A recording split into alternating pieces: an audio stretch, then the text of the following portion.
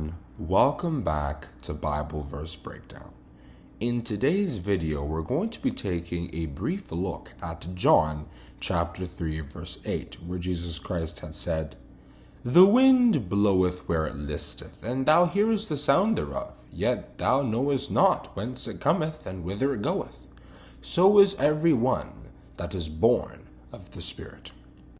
So what is Jesus Christ trying to tell us here? Well, he's using the wind as a model or teaching tool to try to explain to us how people are converted to the faith. If you read it from verse 3 of the chapter, John chapter 3, we see that Jesus Christ was talking about being born again, what Paul would sometimes call being renewed in the spirit of your mind, or becoming a new man. If you read Romans chapter 12 verse 2 and Ephesians chapter 4 verse 24 and so on, becoming a new creature. If you read 2 Corinthians chapter 5 verse 17. So it's about that same process. And why is Jesus comparing it to the wind? Well, like he said, we cannot see the wind when it's windy outside. The only way we know it's windy is the sound of that air rushing by, and we can see the things that are being blown. We're seeing trees bend, signposts bend, papers flying. That's how we know there's wind. We cannot actually see it. We only see its effects on things. Similarly, the Bible teaches us that what makes somebody believe in God when they hear the gospel message is not a physical force. It's not how educated the pastor is. It's not how long they've been preaching. It's not how much experience they have.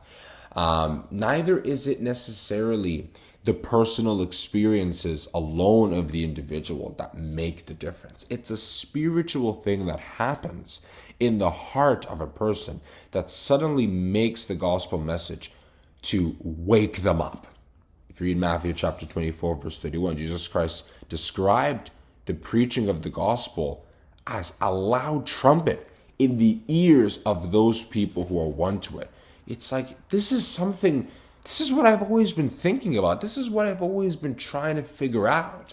And now I'm hearing it. That's how the gospel message feels to those who God has opened the hearts of.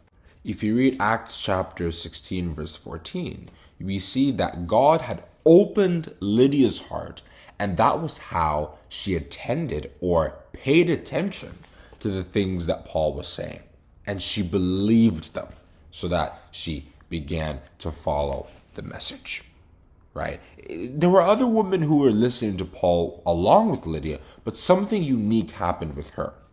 And this unique thing was explained in Revelation chapter 14, verses 6 and 7. The fact that angels are actually the ones involved, right? God sends them to open people's hearts so that they can believe the message. And through that process, they're actually, in a way, preaching. In fact, let's take a detailed look at this Revelation account. "And I saw another angel fly in the midst of heaven, having the everlasting gospel to preach unto them that dwell on the earth, and to every nation and kindred and tongue and people, saying with a loud voice, Fear God, and give glory unto him. For the hour of his judgment is come, and worship him that made the heaven and the earth and the sea and the fountains of waters." What I want you to pay attention to here is the fact that the angel is supposedly carrying an everlasting gospel to men. Okay? It's not an angel descending from heaven to preach to people. No, the angels are actually the one preaching, sometimes through human beings, other times directly through your heart, where they open your mind so that when you hear the gospel message, or when you're reading the Bible, or when you're generally looking at world events, all of a sudden you get this wake-up call. You begin to see things differently. You begin to see things spiritually.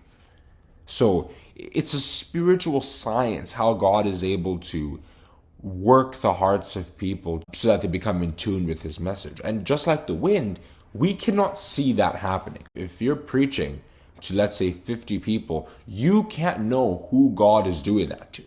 But the way you can infer or deduce that is by their response to the preaching. Do they show interest? Do they show devotion? You can from there kind of think, okay, I think God Almighty must have touched the heart of these individuals, but you don't actually see that happening, okay, because we're human. But in essence, that's what Jesus Christ meant when he said that the wind bloweth where it listeth, and thou hearest the sound thereof, yet thou canst not tell whence it cometh and whither it goeth. So is every one that is born of the Spirit. So, if you enjoyed this video and like the way I explained this verse, then I'd greatly appreciate if you click the like button and also the subscribe button. And if you want to be notified when I come back with another video just like this, you can click the notification bell. Have a good day, and God bless you.